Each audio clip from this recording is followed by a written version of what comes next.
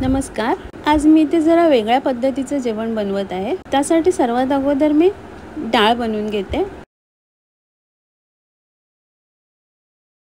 कढईमध्ये तेल गरम करायला ठेवले. ते जिरं घालते आणि लसूण घालून फोडणी परतून घेते.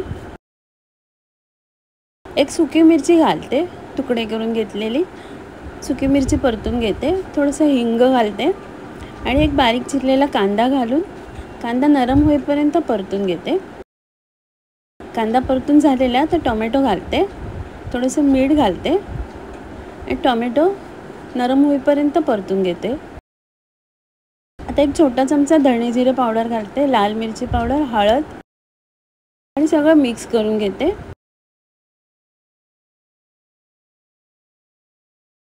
थोडंसं पाणी घालते डाळीतलं, मसाला करपू नये म्हणून.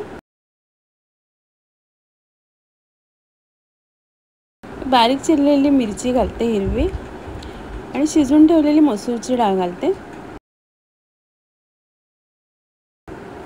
आणि मिक्स करून घेते.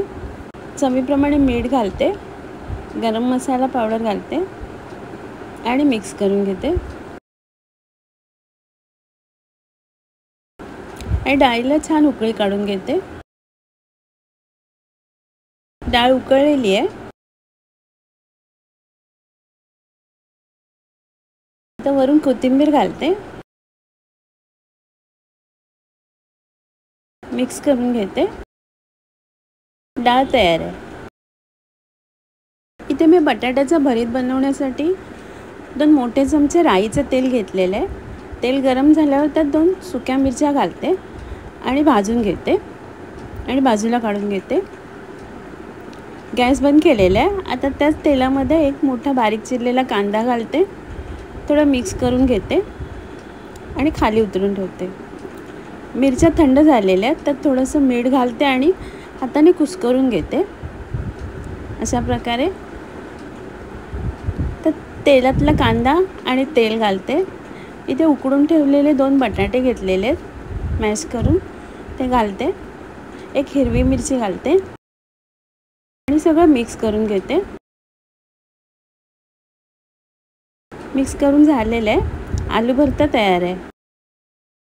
इथे 6 लसणीच्या पाकळ्या घेतलेल्या आहेत मी, ते चेचून घेते.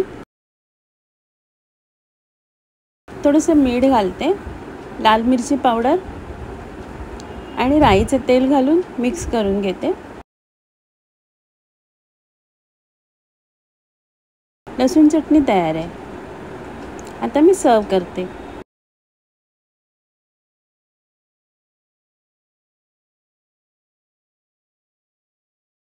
आजचा व्हिडिओ पाहिल्याबद्दल खूप खूप धन्यवाद.